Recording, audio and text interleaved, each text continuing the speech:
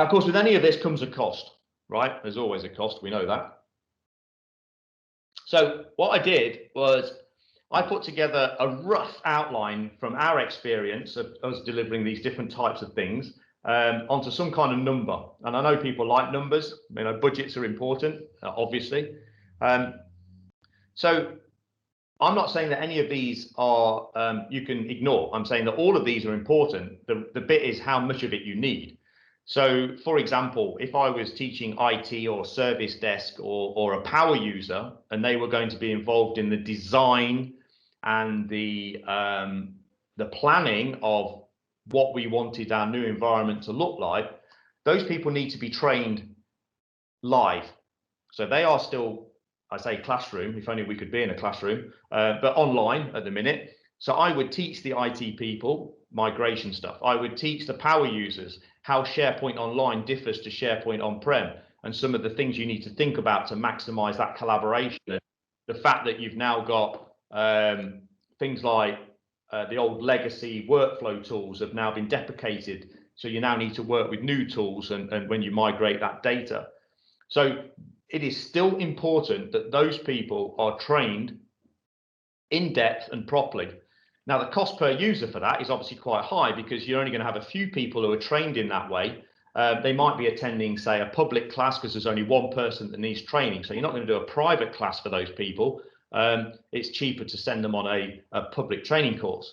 So it might be like a SharePoint Online administrators class or something like that.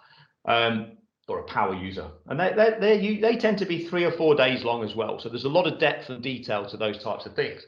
But the amount of people going on that would be less than 5% of your workforce. Now, if you've got enough people like power users, you could then justify putting them on a private class where it's bespoke for you.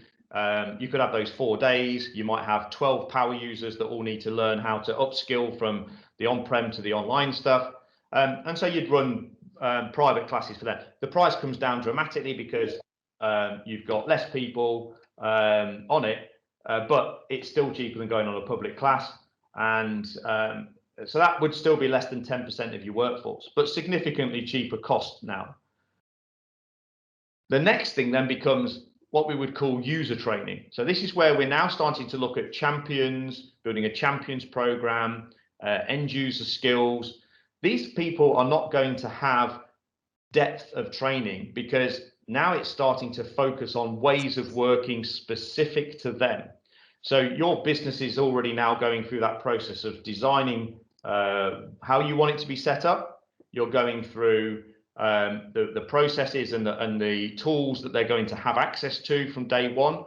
So you would focus on running workshops and onboarding sessions for those users to prepare them for the go live date, and also that sustainable piece, which is sort of continuous skills over time, which might be on demand, custom videos, ways of working, access content at any time.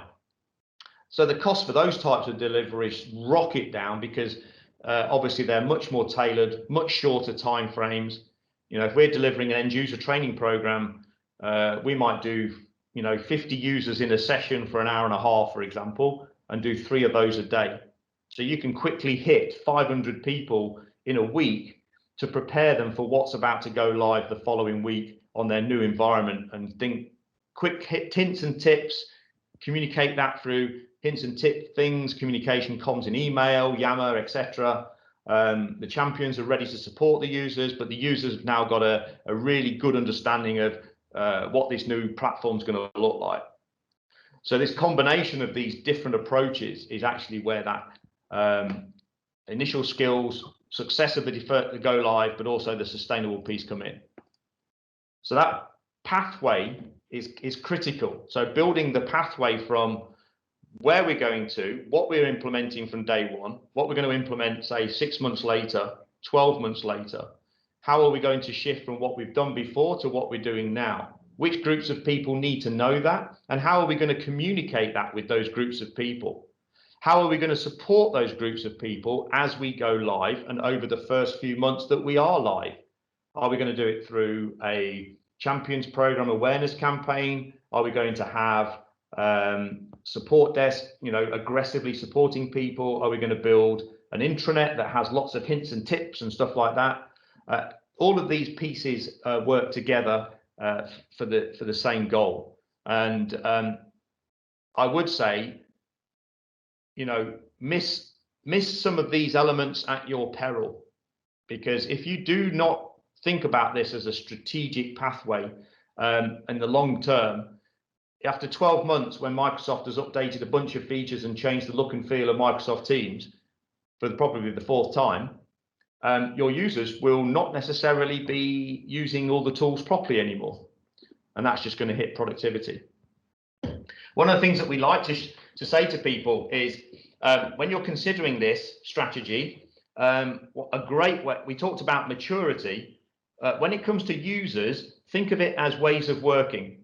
So try to group as many common ways of working as possible and align that skills, that awareness, that comms around this ways of working. We worked with a very large utilities company a couple of years ago when we did their whole change and adoption skills program, 120,000 users. When we started this process with them, they had over 30 what we called personas, but groups or ways of working is the way to think of this. They had over 30. We said to them, that's too much. You seriously can't have 30 different ways of working. If somebody's using email, they're using email. If somebody's using OneDrive, let's think about the ways that OneDrive is being used. And actually, when we started to work with them, it was realized that at the end of the day, they only actually had 9 ways of working. So it simplified the collaborative process instead of complicating it. And it was that complication that was creating confusion. So once you've got that, then you can start aligning the skills and the sustainability and the ways that you're going to support those users from there. So that learning plan then made sense because it could be aligned to that structured group. And excuse me.